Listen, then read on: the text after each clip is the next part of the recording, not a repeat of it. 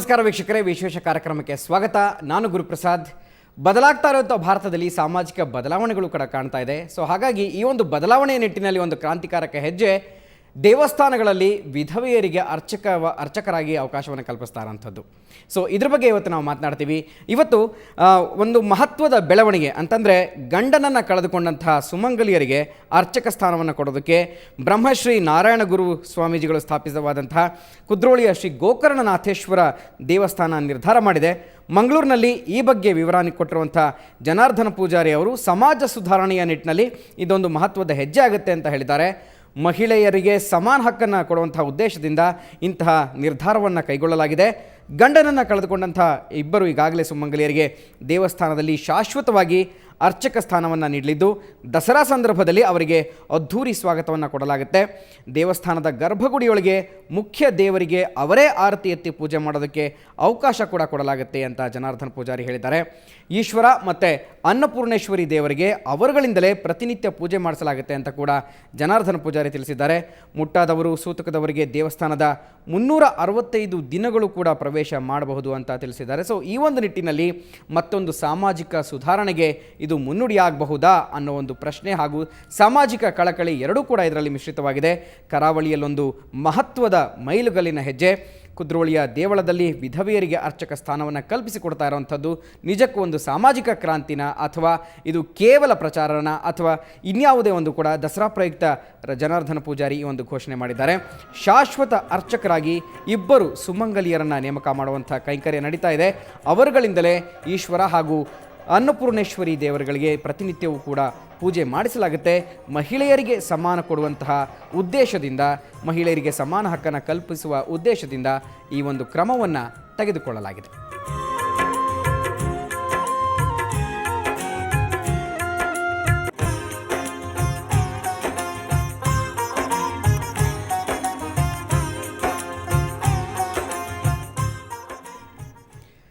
Okay ವೀಕ್ಷಕರೇ, ಕೇಳಿದ್ರಲ್ಲ. ವಿಧವೆಯರಿಗೆ ದೇವಸ್ಥಾನದಲ್ಲಿ ಅರ್ಚಕ ಸ್ಥಾನವನ್ನು ಕೊಡುವಂಥ ಬಗ್ಗೆ ಇದು ಸಾಮಾಜಿಕ ಕ್ರಾಂತಿನ, ಇದ್ರ ಬಗ್ಗೆ ಮಾತಾಡೋದಕ್ಕೆ ಗಣ್ಯರುಗಳು ಕೂಡ ನಮ್ಮ ಜೊತೆ ಇದ್ದಾರೆ. ಅವರ ಪರಿಚಯ ನಾನು ಮಾಡ್ಕೊಡ್ತೀನಿ. ಮೊದಲಿಗೆ ಮಂಗಳೂರು ಸ್ಟುಡಿಯೋದಿಂದ ಕುದ್ರೋಳಿ ದೇವಸ್ಥಾನದ ಟ್ರಸ್ಟ್ಗಳಾಗಿರುವಂಥ ಜನಾರ್ದನ ಪೂಜಾರಿ ಅವರು ನಮ್ಮ ಜೊತೆ ನೇರ ಸಂಪರ್ಕದಲ್ಲಿರ್ತಾರೆ. ಅವರಿಗೆ ಸ್ವಾಗತವನ್ನು ಕೋರೋಣ. ಜನಾರ್ದನ ಪೂಜಾರಿ ಅವರೇ, ಕಾರ್ಯಕ್ರಮಕ್ಕೆ ಸ್ವಾಗತ. ನಮಸ್ಕಾರ. Thank you. ಓಕೆ, ನಮ್ಮ ಮೈಸೂರು ಸ್ಟುಡಿಯೋದಿಂದ ರಾಜ್ಯದ ಪ್ರಥಮ ಮಹಿಳಾ ಅರ್ಚಕರಾದಂಥ ಬ್ರಹ್ಮರಾಂಭ ಮಹೇಶ್ವರಿ ಅವರು ಇರ್ತಾರೆ. ಬ್ರಹ್ಮರಾಂಭ ಅವರೇ, ತಮಗೂ ಕಾರ್ಯಕ್ರಮಕ್ಕೆ ಸ್ವಾಗತ. ನಮಸ್ಕಾರ. ಓಕೆ, ಈಗ ನಮ್ಮ ಸ್ಟುಡಿಯೋದಿಂದ ನಮ್ಮ ಧರ್ಮ ಪ್ರಚಾರಕರಾದಂಥ ಶ್ರೀ ವರದರಾಜ ಆಚಾರ್ಯ ಅವರಿದ್ದಾರೆ. ವರದರಾಜ ಅವರೇ, ತಮಗೆ ಕಾರ್ಯಕ್ರಮಕ್ಕೆ ಸ್ವಾಗತ. ನಮಸ್ಕಾರ. ಹಾಗೆಯೇ ವಿದ್ಯಾವಾಚಸ್ಪತಿ ಶ್ರೀ ಸಂತೋಷ ಭಾರತಿ ಶ್ರೀಪಾದರು ಕೂಡ ನಮ್ಮ ಜೊತೆ ಇದ್ದಾರೆ. ತಮಗೂ ಕೂಡ ಆತ್ಮೀಯ ಸ್ವಾಗತ. ಓಕೆ, ನಾನು ಮೊದಲಿಗೆ ಪ್ರಶ್ನೆಯನ್ನು ನೇರವಾಗಿ ಜನಾರ್ದನ ಪೂಜಾರಿ ಅವರಿಗೆ ಕೇಳ್ತೀನಿ. ಜನಾರ್ದನ ಪೂಜಾರಿ ಅವರೇ, ಈ ರೀತಿಯ ಒಂದು ಕ್ರಾಂತಿ ಅಂದರೆ ಮಹಿಳೆಗೆ ಸಾಮಾಜಿಕ ಸ್ಥಾನಮಾನವನ್ನು ಕಲ್ಪಿಸುವಂತಹ ಕಳಕಳಿ, ಅದರಲ್ಲೂ ವಿಧವೆಯರಿಗೆ ಅರ್ಚಕ ವೃತ್ತಿಯನ್ನು ಕೊಡುವಂಥದ್ದು, ಈ ಒಂದು ಉದ್ದೇಶ ನಿಮಗೆ ಯಾಕೆ ಅನ್ನಿಸ್ತು? ಮಹಿಳೆಯರ ಮೇಲೆ ಆಗುವ ದೌರ್ಜನ್ಯ, ಮಹಿಳೆಯರನ್ನು ನಾವು ಮಾತೃದೇವೋಭವ ಎಂಬ ಸ್ಥಾನವನ್ನು ಕೊಟ್ಟಿದ್ದೇವೆ. ಆದರೆ ಮಾತಿನಲ್ಲೇ ಮಾತ್ರ ಅದು ಉಳಿತಾ ಇದೆ. ಒಂದು ಬದಲಾವಣೆ ಆಗಬೇಕೆಂಬ ಉದ್ದೇಶದಿಂದ ಕಳೆದ ವರ್ಷ ಸುಮಾರು 5,000 ಪತಿಯನ್ನು ಕಳೆದುಕೊಂಡ ಮಹಿಳೆಯರಿಗೆ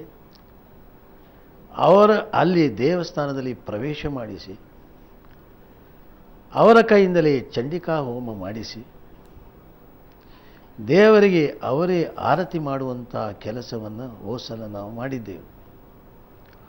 ಇದು ಪ್ರಚಾರಕ್ಕೋಸ್ಕರ ಮಾಡಿದ್ದಲ್ಲ. ದೇವರ ಮುಂದೆ ನಾವು ಎಲ್ಲರೂ ಸಮಾನರು. ದೇವರು ಭೇದ ಭಾವ ಮಾಡ್ತಾ ಇಲ್ಲ. ನಾವೆಲ್ಲ ದೇವರ ಮಕ್ಕಳು. ಹೆಣ್ಣು ನಮ್ಮ ತಾಯಿ. ಹೆಣ್ಣಿಗೆ ನಾವು ಮಾತೆಯ ಸ್ಥಾನವನ್ನು ಕೊಟ್ಟು ನೀವು ದೇವರಿಗೆ ಸಮಾನ ಅಂತ ಹೇಳಿದ್ದೇವೆ. ಪತಿಯನ್ನು ಕಳೆದುಕೊಂಡ ಕೂಡಲೇ ಆ ಸ್ಥಾನ ಅವರಿಂದ ಹೋಗುವುದಿಲ್ಲ. ಅದಕ್ಕೋಸ್ಕರ ಆ ಸ್ಥಾನ ಅವರು ಸಾಯುವ ತನಕ ಇರ್ತದೆ. ಆ ಮಹಿಳೆ ಸಾಯುವ ತನಕ ಅವರು ಆ ಸ್ಥಾನದಲ್ಲಿ ಉಳಿತಾರೆ. ತನ್ನ ಗಂಡ ಸತ್ತ ನಂತರ ಅದರ ಮಹತ್ವ, ಮಂಗಳಸೂತ್ರದ ಮಹತ್ವ ಕೂಡ ಹೋಗುವುದಿಲ್ಲ. ಆ ಗಂಡನು ಕಟ್ಟಿದ ಮಂಗಳಸೂತ್ರ ಅವರಿಗೆ ಕೊಡುವಂಥ ರಕ್ಷಣೆ, ಪ್ರೀತಿಯ ಅದು ಒಂದು ಸಂಕೇತ. ಅದಕ್ಕೋಸ್ಕರ ರಾಜಕುಮಾರರವರ ಪತಿ ಪಾರ್ವತಮ್ಮನವರು ಹಣೆಯಲ್ಲಿದ್ದ ಕುಂಕುಮವನ್ನು ತೆಗೆಯಲಿಲ್ಲ. ಜಗತ್ತಿಗೆ ಅವರು ಮಾದರಿಯಾದರು. ಕುತ್ತಿಗೆಯಲ್ಲ ಇದ್ದ ಮಾಂಗಲ್ಯ ಸೂತ್ರವನ್ನು ಅವರು ತೆಗೆದು ಬಿಸಾಡಲಿಲ್ಲ. ಇದು ಒಂದು ದೇಶಕ್ಕೆ ಒಂದು ಮಾದರಿಯಾದ ಓಕೆ ಜನಾರ್ದನ್ ಪೂಜಾರಿ ಅವರೇ, ಮತ್ತೆ ರಾಜಕುಮಾರ ತಮ್ಮನ್ನ ಸಂಪರ್ಕಿಸ್ತೀನಿ ಇದೀಗ. ಸಾರಿ ಕೇಳಿ ಸ್ವಲ್ಪ. ಈಗ ಈ ದೇವಸ್ಥಾನದಲ್ಲಿ ನಾವು ಗರ್ಭಗುಡಿಯಲ್ಲಿ ಆ ಪತಿಯನ್ನ ಕಳೆದುಕೊಂಡ ಮಹಿಳೆಯರಿಗೆ, ಆ ತಾಯಂದಿರೆ ಅದರಲ್ಲಿ ಅವರಿಗೆ ಇದನ್ನು ಪೂಜೆ ಮಾಡುವಂಥ ಟ್ರೈನಿಂಗನ್ನು ಕೊಟ್ಟು ಅವರನ್ನು ಗರ್ಭಗುಡಿಯ ಒಳಗೆ ಪ್ರವೇಶ ಮಾಡಿಸಿ ಅವರಿಗೆ ಪೂಜೆ ಮಾಡುವ ಹಕ್ಕನ್ನು ಅದು ಅವರಿಗೆ ಕೊಟ್ಟಂತೂ ದೇವರು ಕೊಟ್ಟಂತ ಹಕ್ಕು. ಓಕೆ ಜನಾರ್ದನ್ ಪೂಜಾರಿ ಅವರೇ, ದೇಶದ ಘಟನೆ ಪ್ರಕಾರ ಗರ್ಭಗುಡಿಯಲ್ಲಿ ಪೂಜೆ ಮಾಡಲಿಕ್ಕೆ ಸಾಕಷ್ಟು ಅರ್ಹತೆಗಳು ಕೂಡ ಬೇಕಾಗುತ್ತೆ, ಮಂತ್ರ ಸ್ತೋತ್ರ ಪಠಣ ಎಲ್ಲ ಮಾಡಬೇಕಾಗುತ್ತೆ. ಸೊ ಅದ್ರ ಬಗ್ಗೆ ಹೇಗೆ ಅವರಿಗೆ ತರಬೇತಿಯನ್ನು ಕೊಡ್ತಾ ಇದ್ರೆ ಹೇಗೆ? ಅವರಿಗೆ ತರಬೇತಿ ಅದರಲ್ಲಿ ಕೂಡ ಕೊಡ್ತೇವೆ.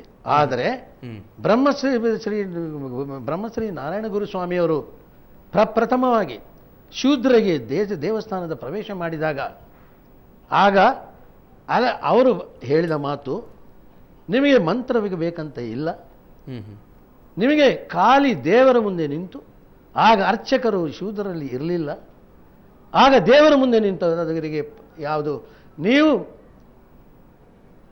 ಖಾಲಿ ಆರತಿ ಮಾಡಿದರೆ ಸಾಕು, ಅದರಲ್ಲಿ ನಿಮ್ಮಲ್ಲಿ ಭಕ್ತಿ ಇದ್ದರೆ ಸಾಕು, ನಿಮ್ಮ ಹೃದಯದಲ್ಲಿ ಅವರ ಮೇಲೆ ಭಕ್ತಿ ಇದ್ದರೆ ಅದೇ ಸಾಕು, ಸಂಸ್ಕೃತ ಬೇಕಂತ ಇಲ್ಲ, ಮಂತ್ರಗಳು ಬೇಕಂತಿಲ್ಲ ಅಂತ ಹೇಳಿದರು. ಅವರು ಬಹಳ ಸಂಸ್ಕೃತದಲ್ಲಿ ಪಾಂಡಿತ್ಯ ಒಂದು ವ್ಯಕ್ತಿ. ಅವರು ಈ ಶಿವನನ್ನ ಸ್ಥಾಪನೆ ಮಾಡಿದಾಗ ಜನಾರ್ದನ್ ಪೂಜಾರಿ ಅವರೇ, ಅಂದ್ರೆ ಅವರಿಗೆ ಮೂಲಕ್ಕೆ ಬರ್ತೇನೆ, ನಿಮಗೆ ಮೂಲಕ್ಕೆ ಸ್ವಲ್ಪ ಕೇಳಿಯಪ್ಪ, ಮೂಲಕ್ಕೆ ಬರ್ತೇನೆ ನಾನು. ಅವರು ಸ್ಥಾಪನೆ ಮಾಡಿದಾಗ ಕೆಲವರು ಹೇಳಿದರು, ನೀನು ಶಿವಲಿಂಗವನ್ನು ಶೂದ್ರ ಸ್ಥಾಪನೆ ಮಾಡ್ತಿದ್ದೀಯಾ ಅಂತ ಕೇಳಿದಾಗ, ಇದು ನಿಮ್ಮ ಶೂದ್ರ ಅಲ್ಲ, ಇದು ಶಿವನಲ್ಲ, ಈ ಶಿವ ಶೂದ್ರರ ಶಿವ ಅಂತ ಉತ್ತರ ಕೊಟ್ಟರು.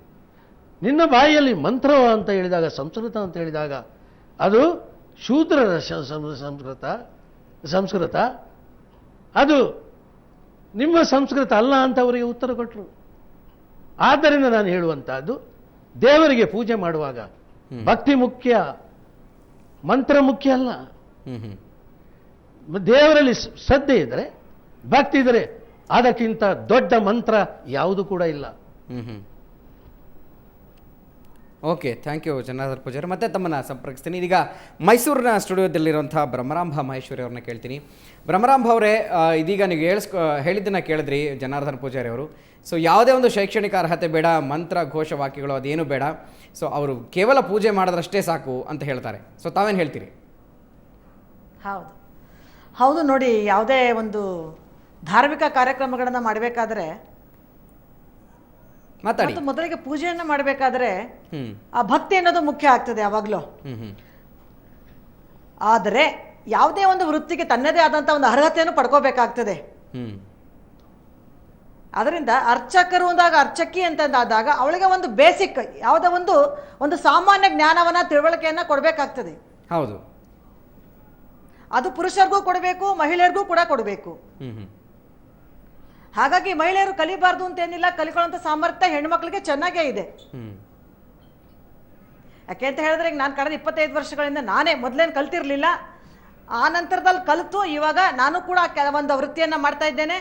ಬೇಕಾದಷ್ಟು ಹೆಣ್ಮಕ್ಳು ಇವತ್ತು ಕಲ್ತ್ಕೊಂಡು ಮಾಡ್ತಾ ಇದ್ದಾರೆ. ಇನ್ನು ಹೆಣ್ಮಕ್ಳು ಸ್ಪಷ್ಟವಾಗಿ, ಶಾಂತವಾಗಿ, ಶುದ್ಧವಾಗಿ, ಒಳ್ಳೆ ಮನಸ್ಸಿನಿಂದ ಶಾಂತ ಚಿತ್ತರಾಗಿ ಮಾಡುವಂತ ಅರ್ಹತೆ ಇದೆ ಹೆಣ್ಮಕ್ಳಿಗೆ.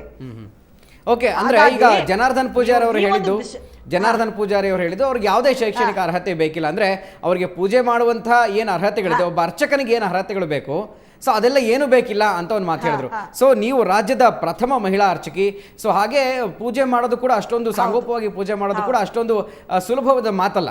ಸೊ ಅದ್ರ ಬಗ್ಗೆ ತಾವೇನು ಹೇಳ್ತೀರಿ? ಹೌದು, ಖಂಡಿತವಾಗಿ ಬೇಕಾಗ್ತದೆ, ಕೆಲವು ಅರ್ಹತೆಗಳು ಬೇಕಾಗ್ತದೆ. ಪೂಜೆ ಭಕ್ತಿ ಮುಖ್ಯವಾಗಿರೋದು, ಭಕ್ತಿ ಮುಖ್ಯವಾಗೋದು ಒಂದು ಪಾರ್ಟ್, ಒಂದು ಭಾಗ. ಆದರೆ ಕೆಲವು ಯಾವುದೇ ಒಂದು ಪದವಿಗೆ ಅರ್ಹತೆ ಸ್ವಲ್ಪ ಬೇಕಾಗ್ತದೆ. ಹಾಗಾಗಿ ಹೆಣ್ಮಕ್ಳು ಅದನ್ನ ಪಡ್ಕೊಂಡು ಖಂಡಿತವಾಗಿ ಮಾಡಬಹುದು. ಆದರೆ ನಿಷ್ಠೆಯಿಂದ ಮಾಡುವಾಗ ಕೆಲವನ್ನ ಗೌಣವಾಗಿ ತಗೋಬೇಕಾಗ್ತದೆ. ಧರ್ಮ ಬೇರೆ, ಸೂಕ್ಷ್ಮ ಧರ್ಮ ಬೇರೆ, ಆಪಧರ್ಮ ಬೇರೆ. ಹಾಗಾಗಿ ಹೆಣ್ಮಕ್ಳಿಗೆ ಈ ಅರ್ಹ ಸ್ಥಾನವನ್ನ ಕೊಡೋದು ತಪ್ಪಲ್ಲ. ಕೊಡ್ತಾ ಇದ್ದೇವೆ. ಆದರೆ 4 ತಿಂಗಳಿಂದ ಸ್ವಲ್ಪವಾದ ಮಟ್ಟಿನ ಜ್ಞಾನವನ್ನ ಆ ಪಡ್ಕೊಳ್ಳೋದು ಅರ್ಹತೆ ಬರಬೇಕಂತ ನಾವು ಕೊಡ್ತಾ ಇದ್ದೇವೆ. ಆದರೆ ನನ್ನ ದೃಷ್ಟಿಯಲ್ಲಿ ಅರ್ಹತೆ ಕೂಡ ಬೇಕಿಲ್ಲ. ನನ್ನ ದೃಷ್ಟಿಯಲ್ಲಿ ಪೂಜೆ ಮಾಡುವಂತ ಆ ಭಕ್ತಿ ಇದ್ರೆ ದೇವರದನ್ನು ಸ್ವೀಕಾರ ಮಾಡ್ತಾನೆ.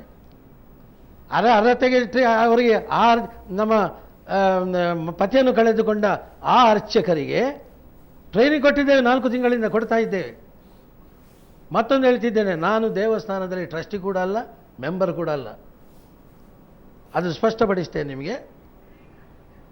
ಓಕೆ ಓಕೆ ನಾನು- ಜನಾರ್ದನ್ ಪೂಜಾರಿ ಅವರೇ ಮತ್ತೆ ಭ್ರಮರಾಂಬ ಇಲ್ಲಿ ಅವರೇ, ಮತ್ತೆ ನಾನು ತಮ್ಮ ಒಬ್ಬ ಹೇಳ್ತೀನಿ. ಬ್ರಹ್ಮಶ್ರೀ ನಾರಾಯಣ ಗುರುಸ್ವಾಮಿಯವರ ತತ್ವವನ್ನು ಪಾಲಿಸುವ, ನಮ್ಮ ಸಮಾಜದವರು ಅದಕ್ಕೆ ಒಪ್ಪಿಗೆ ಕೊಟ್ಟರು, ನಾವು ಮಾಡಿದ್ದೇವೆ.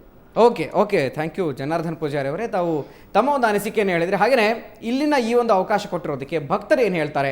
ಭಕ್ತರಿಗೆ ಒಂದು ಅನೇಕವಾದ ನಂಬಿಕೆ ಇರುತ್ತೆ, ಅರ್ಚಕರು ಪೂಜೆ ಮಾಡಬೇಕು, ಸೊ ಮಂತ್ರ ಪಠಣಗಳನ್ನು ಮಾಡಬೇಕು, ಸೊ ಆ ಮೂಲಕ ನಾವು ಅದನ್ನು ಪ್ರಸಾದವನ್ನು ವಿನಿಯೋಗ ಮಾಡಬೇಕು, ಸ್ವೀಕರಿಸಬೇಕು ಅಂತ ಸಾಕಷ್ಟು ಅಭಿಪ್ರಾಯಗಳಿರುತ್ತೆ. ಸೊ ಭಕ್ತರುಗಳು ಏನು ಹೇಳ್ತಾರೆ ಅದ್ರ ಬಗ್ಗೆ ಕೇಳೋಣ ಬ್ರೇಕ್ನ ನಂತರ.